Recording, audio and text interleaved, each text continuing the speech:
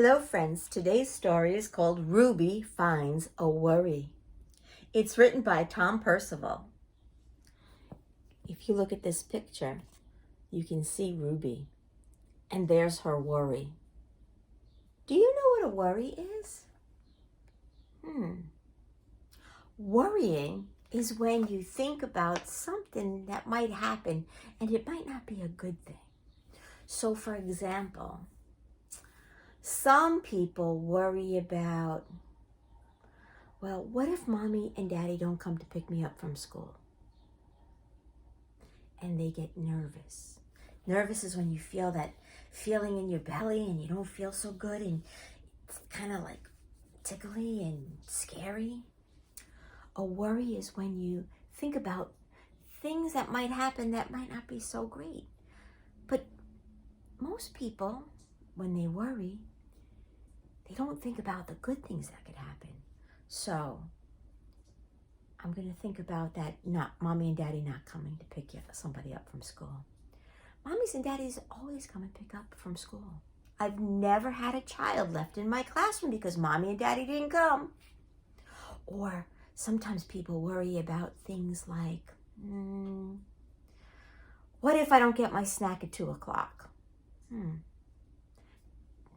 Usually mommies and daddies remember to feed us, right? Or there's food in the house that you can go get, or you can ask.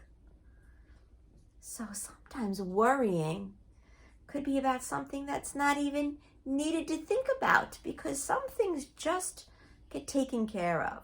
So let's read this story about worrying. Ruby finds a worry. Oh, Ruby's dancing right now. I think she's not worrying right now. It looks like she's happy to me. Ruby Finds a Worry by Tom Percival. Oh, where are they? Looks like the beach. I see some picnicking stuff. And I see a man in a shack that's selling stuff like balloons and floats and buckets. Oh, and shovels. Mommy and daddy are ready to have fun. Ruby loved being Ruby. She loved to swing up high. And she loved to explore faraway places. Sometimes she even went all the way to the very bottom of the garden. And Ruby was perfectly happy until one day she discovered a worry. It wasn't a very big worry. In fact, it was so small at first she hardly noticed it. But then the worry started to grow. Each day it got a little bigger. It just wouldn't leave her alone. It was there at breakfast staring at her over the cereal box. And it was still there at night when she brushed her teeth. The funny thing was that no one else could see Ruby's worry, not even her teacher. So Ruby pretended that she couldn't see it either. But is it still with her? Everybody else is doing their work in school, you see? Here it looks like they're making an art project. She tried to carry on as if everything was normal, but it just wasn't. The worry was always there, stopping her from doing the things she loved. Look, she couldn't even swing. You need 2 hands to swing, otherwise you fall off. Aww. Ruby wondered if the worry would ever go away. What if it didn't? What if it stayed with her forever? Ruby didn't realize it, but she was doing the worst thing you can ever do with a worry. She was worrying about it. Yeah, she can't think of anything else.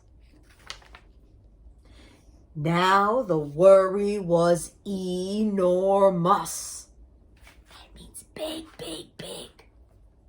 It could barely fit in the kitchen at dinner time. It filled up half the school bus. And it took up whole rows at the movie theater. The worry became the only thing that Ruby could think about, and it seemed like she would never feel happy again. Then one day, something unexpected happened. Ruby noticed a boy sitting alone at the park. He looked how she felt, sad.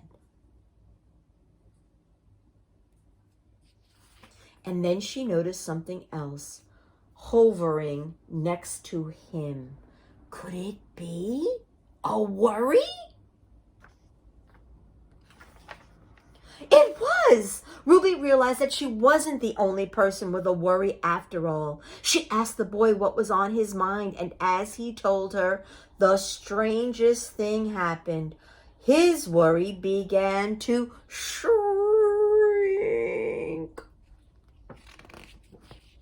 Do you see how it's getting smaller? He's talking about his worry. Then Ruby did the best thing you could ever do if you have a worry. She talked about it. As the words tumbled out, Ruby's worry began to shrink until it was barely there at all. Soon, both of their worries were gone, just by talking about it. Finally, Ruby felt like her old self again. Of course, that wasn't the last time she ever had a worry, because everyone gets a worry sometimes. But now that she knew how to get rid of them, they never hung around for long. The end. So worrying. We all worry sometimes. And the best thing to do is to talk about it. Yep.